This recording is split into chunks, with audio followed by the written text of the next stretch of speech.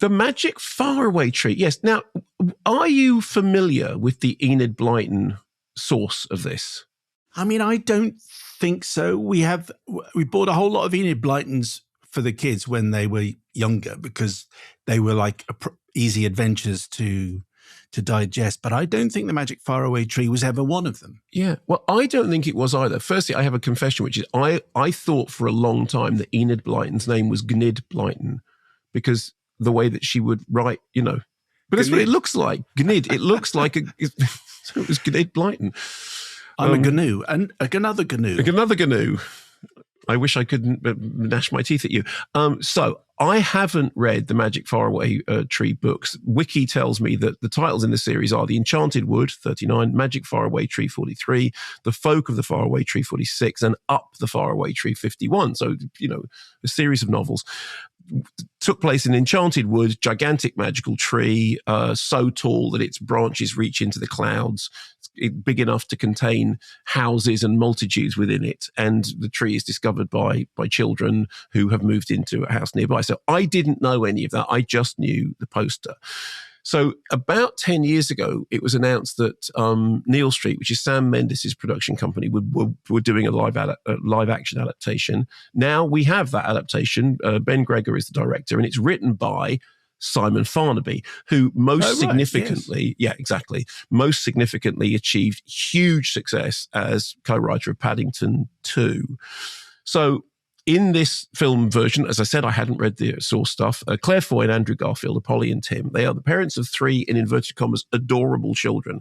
The adorable children are addicted to smartphones and computer games. One of them has pretty much stopped talking.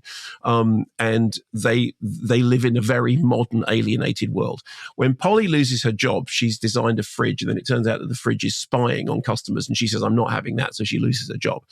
Tim suggests that they fulfill an old dream that they used to have to live in the country, because he thinks this will be great because it will get the kids off the devices, get them into the country. And he has a plan to make tomato pasta sauce, of course. So they up sticks and move into a barn, and it is literally a barn which they have got a certain amount of time in, after which they have to pay the $20,000 for it. I said, well, how is it so cheap? I said, well, it's because it's a barn. It's got no electricity. It's got no amenities. It's got no Wi-Fi. And the kids are spectacularly unimpressed, particularly the eldest daughter, who secretly writes to her super rich grandmother, played by Jennifer Saunders, who the mother is terrified of disappointing.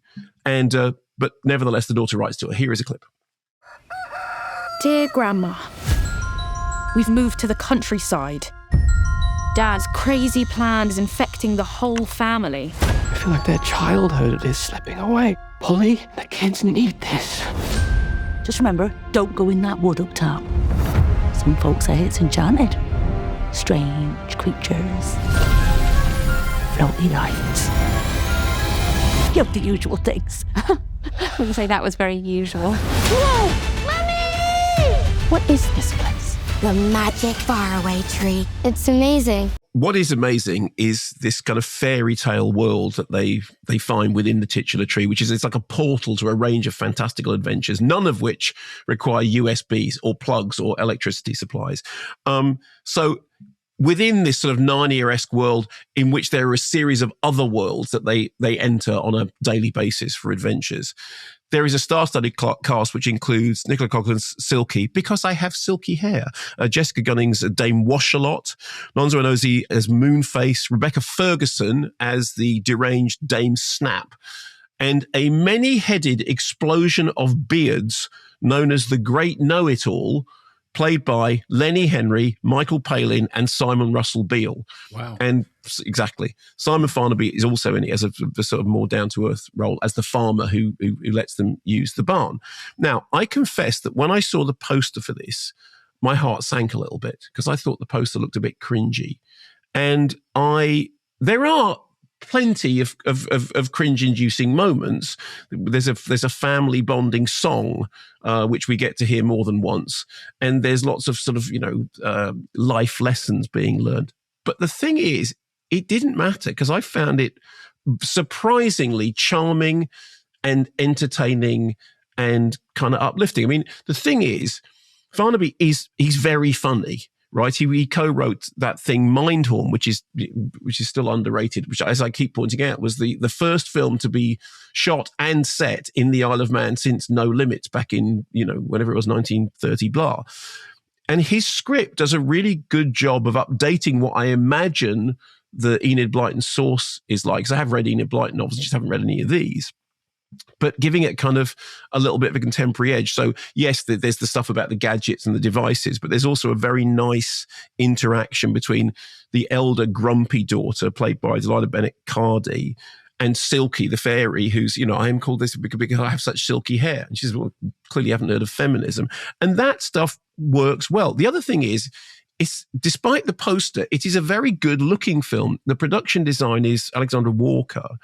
And the thing about it is it owes more aesthetically to that kind of very physical look of Spielberg's Hook. I mean, I know I don't like Hook as a film, but it did have a world that you believed in. And I think that in the age of the sort of Tim Burton kids' fantasies, which are just so artificial, and you find it very hard to get involved. So honestly, I went in with a cynical old grumpy head on, and I was won over and charmed, and I laughed, and I was moved in all the right places. I mean, it helps that I love, obviously we love Claire Foy, right? Obviously we love Claire Foy. Yes. Hello to Claire Foy's dad. David, yep. David, hello David.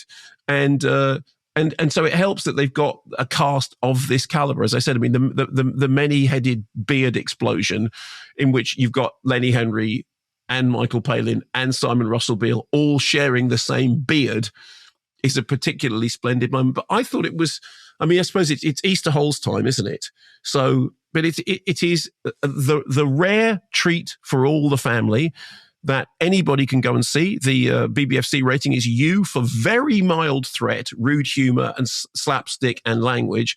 But honestly, if you're taking young kids to see it, they'll enjoy it, and I think the adult grown up will enjoy it too.